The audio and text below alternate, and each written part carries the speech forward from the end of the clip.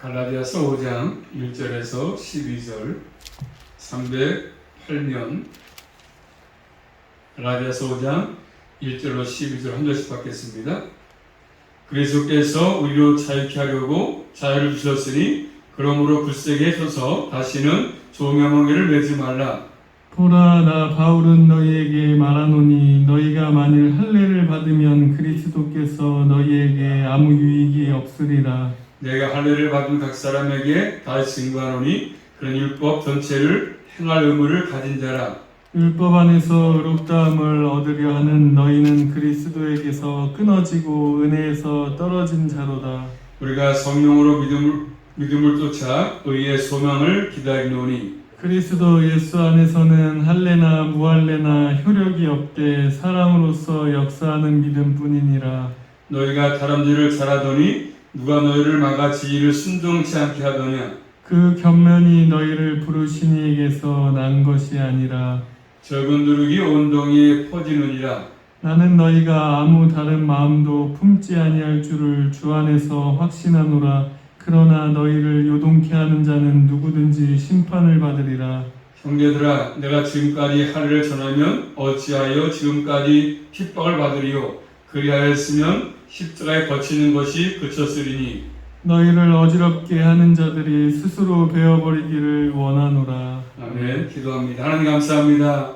무더운 날씨 또 장막 가운데서 지켜주시고 보호하셔서 또 저희들 인근에 강건하게 하신 아버지 감사합니다. 또 저희들을 사랑하시기에 또 주의 말씀을 듣고자 모이게 하신 아버지, 오늘 밤도 말씀을 통해서 또 주의 마음과 뜻을 잘 깨닫게 하셔서 우리 남은 여생도 하나님을 잘 따라가고 또 주님을 사랑할 수 있도록 말씀에 순종할 수 있도록 은총으로 충만하게 허락하여 주시옵소서. 예수 그리스도 이름으로 감사하며 기도 올리옵나이다. 아멘. 다시는 종의 멍에를 매지 말라 말씀드렸고, 두 번째 할례를 받은 문제에 대해서 말씀드려서 할례 받는 문제, 오늘 세 번째입니다. 이제는 5절부터 6절 말씀 보시면 예수 그리스도 안에서 그런 것이죠. 예수 그리스도 안에서 우리에게 일어났던 놀라운 일이 무엇인가 말씀합니다. 그것은 바로 율법으로 주어지지 않습니다. 오직 예수 그리스도 안에서 일어나는 것들이지 않습니까? 먼저 5절 말씀 볼까요? 5절입니다. 시작. 우리가 성령으로 믿음을 쫓아 의의 소망을 기다리노니. 아멘. 자, 종말론적인 기대인데, 종말론적인 기대. 자, 우리가 성령으로 믿음을 쫓아 의의 소망을 기다린다. 이렇게 말씀하죠. 세 가지를 말씀합니다. 자, 이 말씀 보니까 그리스도 안에서 삶을 세 가지 가르치고 있는데, 첫째로 성령 안에서의 삶을 살라고 말씀하죠. 우리의 삶은 성령 안에서의 삶. 두 번째는 믿음을 쫓는 삶이죠. 믿음을 따르는 삶입니다. 세 번째로 의의 소망을 기다리는 삶이죠. 의의 소망을 기다리는 삶. 그래서 항상 믿음은 사랑에서 시작되는 것이 아니고 성령을 통해서 시작하지 않습니까? 성령. 성령께서 역사할 때 중생 나왔습니다. 중생 역사. 그래서 우리 그리스도인의 삶의 시작은 성령의 역사가 있어야만이 가능한 것입니다. 우리 스스로에게는 스스로 하나님의 나라에 들어갈 수 있는 능력이 없지 않습니까? 왜냐하면 영적으로 주시기 때문에 우리의 공로로 성령님이 오신 것이 아니거든요. 우리가 믿음을 가진 것도 하나님의 은혜죠. 내가 믿은 것이 아니라 성령께서 믿음을 줘서 결국 믿게 된 것이 아니지 않습니까? 그러므로 성령께서 역사하셔서 믿음을 일으켜줘야 예수님을 믿을 수가 있는 것입니다. 이 모든 것이 하나부터 열까지가 하나님의 은혜죠. 믿는 거, 성령께서 내 속에 와 계신 거, 다 모든 것이 은혜입니다. 자, 이런 우리에게 또한 뭐를 말씀하죠? 의의 소망이죠. 의의 소망. 아직 이루어지지 않았지만 반드시 이루어질 것을 이미 알고 하는 것입니다. 의의 소망을 주셨다 말씀하죠. 그래서 우리 그리스도 삶은 항상 의의 소망을 기다리는 것이죠. 의의 소망을 기다리는 것. 그것은 바로 우리의 힘으로 얻는 것도 아니고 기다림으로 주어집니다. 기다리면 때가 되면 오시니까. 그래서 예수 그리스도 안에서 값없이 주시는 하나님의 선물이에요. 선물. 여기의 소망이 무엇인가에 대해서는 여러 가지 결례가 해석이 나오고 있습니다. 어떤 분들은 의롭다움을 받은 이후에 미래의 일을 영생이다 이렇게 보는 견해가 있습니다. 또 어떤 분은 우리는 과거에 받은 무죄 선고 이것이 있었기 때문에 여기서 의인은 모든 사람들이 듣고 보는 앞에서 하나님께서 무죄하다고 선언될 그런 판결 여기 보는 분이 있습니다. 또 어떤 분은 하나님을 대면해서 볼 때 임하게 될 충만한 완전한 의를 말하는 것이다. 이 세 가지 해석이 다 일리가 있습니다. 다 의미가 있는 해석입니다. 그리고 정리한다면 우리 그리스도인의 삶은 의의 소망을 기다리는 삶이죠. 기다리는 삶. 지금 주님을 기다리지 않습니까? 오시다를. 그래서 의의 소망. 자, 그 다음에 또 이제 6절 말씀, 본말 6절 말씀 보시면 예수 그리스도 안에서 일어난 일이 무엇입니까? 6절 말씀 6절입니다. 시작. 그리스도 예수 안에서는 할례나 무할례가 효력이 없되 사랑으로서 역사하는 믿음뿐이니라. 아멘. 자, 예수 안에서 일어난 일이 뭡니까? 그리스도 안에서는 예수 안에서는 할례나 무할례가 효력이 없대.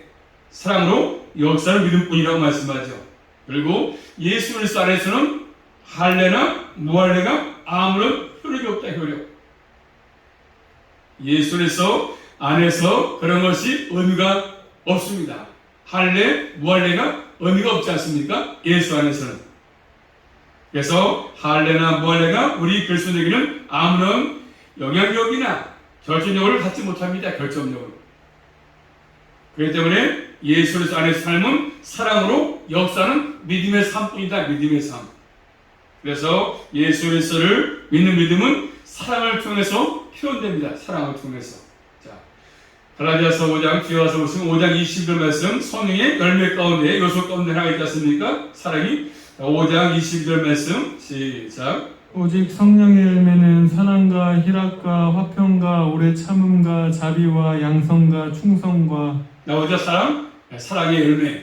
요소 가운데 하나가 사랑의 사랑. 그래서 믿음은 뿌리고 사랑은 그 열매지 않습니까? 또 사랑은 율법의 완성이죠.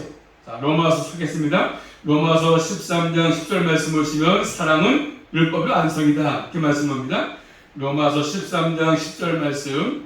로마서 13장 10절 말씀. 시작. 사랑은 이웃에게 악을 행치 아니하나니 그러므로 사랑은 율법의 완성이니라. 사랑은 율법의 완성이라고 말씀하죠. 그래서 이 사랑은 율법주의가 낼 수 있는 열매가 아니지 않습니까? 그래서 역사하다, 역사는 믿음, 역사하다의 말은 활력 있게 일한다. 그런 의미입니다. 활력 있게 일한다. 히브리서 4장 또 12절 말씀 보시면 활력 있다.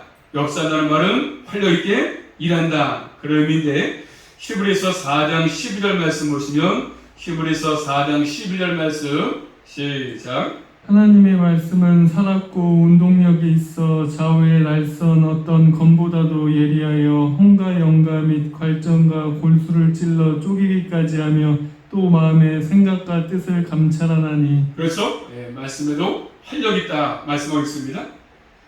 그렇기 때문에 예수 안에서 진정한 효력은 믿음에서 나오는 것이지 않습니까? 믿음은 예수 그리스도의 사랑에 대한 응답이죠. 응답. 그래서 이 믿음은 사랑을 통해서 활력 있게 역사하는 것입니다. 그래서 우리 그리스도인의 새로운 삶의 원리가 되는 것이잖아요. 그래서 예수 그리스도 안에서의 삶이고 성령 안에서 삶을 올품을 통해서 우리에게 말씀을 주고 있습니다. 그러므로 우리 예수 믿는 그리스도인의 삶은 어떤 삶이겠습니까? 성령 안에서의 삶이죠. 그 삶은 믿음을 쫓는 삶이고 의의 소망을 기다리는 삶이고 사랑으로 역사는 믿음을 가지고 사는 삶인 것입니다. 그러므로 율법주의는 이런 삶을 말할 수가 없습니다. 오직 예수 그리스도의 은혜로만 주어지는 선물이죠. 그러므로 예수님의 그 그리스도의 십자가의 부활을 통해서 주어지는 은혜의 선물입니다. 여기서 우리의 감사가 나온 거죠. 내 어떤 인간의 공로가 전혀 가인되지 않은 100% 완전 주님의 은혜로 주어지기 때문에. 그래서 감사는 은혜에서 나오는 것이 율법주의에서 나오지 않습니다. 감사는 은혜를 깨달을 만큼 감사가 나올 수밖에 없는 거잖아요. 그 다음에 네 번째로 7절부터 12절 말씀 보시면 본 말씀. 이제 갈라디아 교회를 어지럽히는 거짓 천들, 거짓자들 있지 않습니까? 자, 그들은 누구냐 하면 7절 말씀 7절입니다. 7절 거짓선들 7절 시작. 너희가 다름질을 잘하더니 누가 너희를 막아 진리를 순종치 않게 하더냐. 진리를 순종하지 않는 사람들, 그래서 거짓 선생들, 진리에 순종하는 것을 막는 사람들, 이렇게 말씀하시고 이어서 10절 말씀. 나는 너희가 아무 다른 마음도 품지 아니할 줄을 주 안에서 확신하노라. 그러나 너희를 요동케 하는 자는 뭐 하냐죠? 요동케 하는 자, 그들에서 잘못된 거짓 선생들, 진리를 순종치 못하게 막고 그다음에 요동케 한다. 요동케 하는 자입니다. 요동케 하는 자.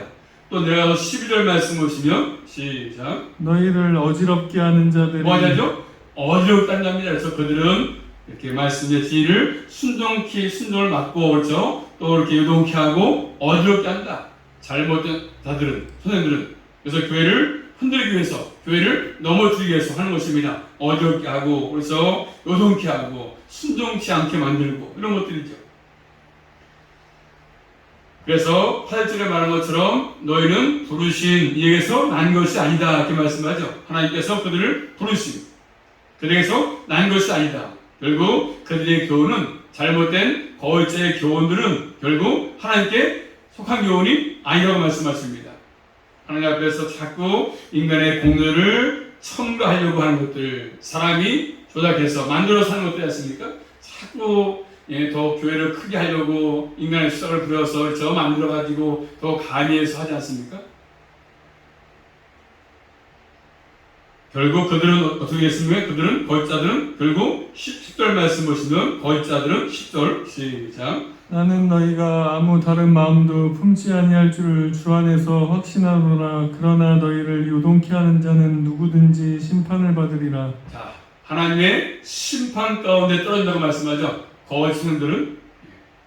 그래서 거짓자들은 결국 잠시는 잘 되고 득세할지 모르겠지만, 결국 크게 뭔가를 할지 모르겠지만 반드시 하나님의 심판 가운데 떨어질 수밖에 없습니다. 그렇기 때문에 우리는 그런 것에 미혹되지 않고 믿음의 삶을 살기 위해서 어떻게 되겠습니까? 첫째로 진리에 순종하는 것이, 진리의 순종을 끝까지 다른 일 받지, 진리에 따라서 끝까지 다른 받지 않는 것입니다.